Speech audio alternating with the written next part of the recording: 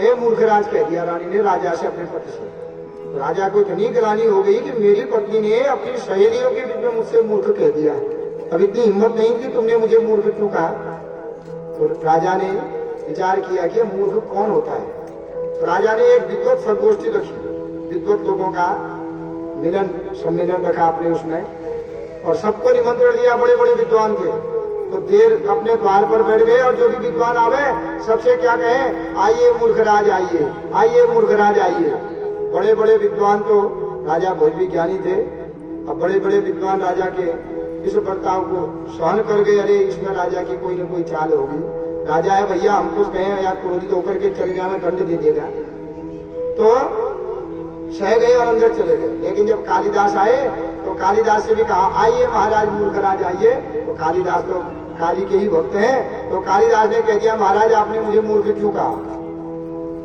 मूर्ख के लक्षण मैं आपको बताता हूँ, मुझमें यह मूर्ख का एक भी लक्षण नहीं है, फिर भी आपने मूर्खराज क्यों कहा। तो मूर्ख के लक्षण क्या है, कालिदास जी कह रहे हैं, गच्छन्न खादामि हसन्न जल्पे, गतम न शोचामि कृतम न मन्ये, द्वाभ्याम तृतीयो न भवामि राजन, किम कारणम घोष भवामि मूर्ख।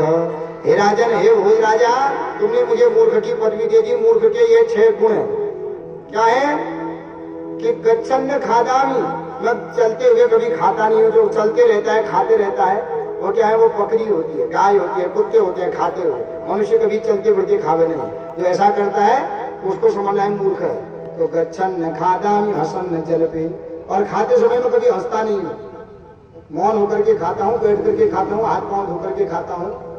गतम न सोचामि, जो हो गया उसके बारे में सोचता नहीं हूँ, क्योंकि जो घट गई उसके बारे में क्या सोचना है। और प्रथम न मन्ये, आगे क्या होगा वो भी नहीं सोचता हूँ। भगवान ने जो लिखा होगा वही होगा, वही सोई जो राम रचि राखा। हमारे सोचने से हो जाता, फिर भगवान की क्या महत्वता रहती। हमारे सोचने से होता है, सब धनवान होते, निर्धन कौन होना चाहता, सब बढ़िया गोरे उजाले होते, सब काला कौन होना चाहता, सब लंबे होने जाते, छोटा कौन होता, सब जो है ज्ञानी होते, मूर्ख कौन होना चाहता, सब अफसर होते, फिर नौकर कौन होता। तो जब व्यवस्था बनाई है भगवान ने, कोई अफसर है तो कोई जो है उसका नौकर भी है, कोई ड्राइवर है तो कोई पैसेंजर भी है। अब सभी पैसेंजर हो जाएंगे, ड्राइवर कौन रहेगा, सब ड्राइवर ही रहेंगे तो पैसेंजर कौन रहेगा। तो इस प्रकार महाराज जो हो गया मैं उसके बारे में सोचता नहीं, जो होगा सोचता नहीं, क्योंकि जो भाग्य में होगा वो होकर रहेगा, और जो भाग्य में नहीं होगा खाली हम सोचेंगे हमारा ऐसा हो जाए, ऐसा हो जाए। भाग्य में नहीं है तो होगा नहीं, और होगा नहीं तो व्यर्थ में दुख मिलेगा। हमने बड़ी बड़ी आशाएं कर रखी हैं और वो हुआ नहीं तो हमको दुख। अब ये दुख तो व्यर्थ का है कि नहीं है, होगा वही जो भगवान ने रस रखा है।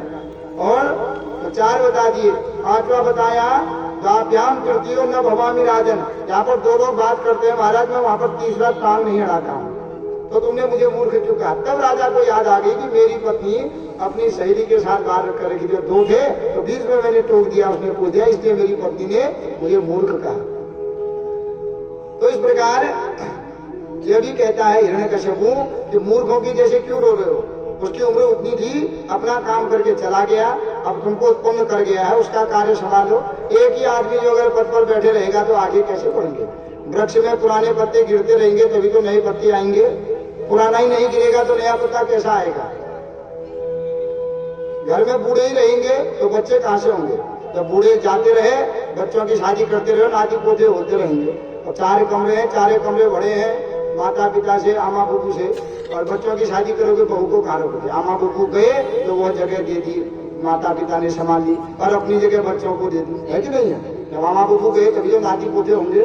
आमा बुबू घर में रहना, नाथ पात जना प्याई न हो जाएगा, नाती ने काम रखा, गाय ने भी बच्चे कैसे होंगे।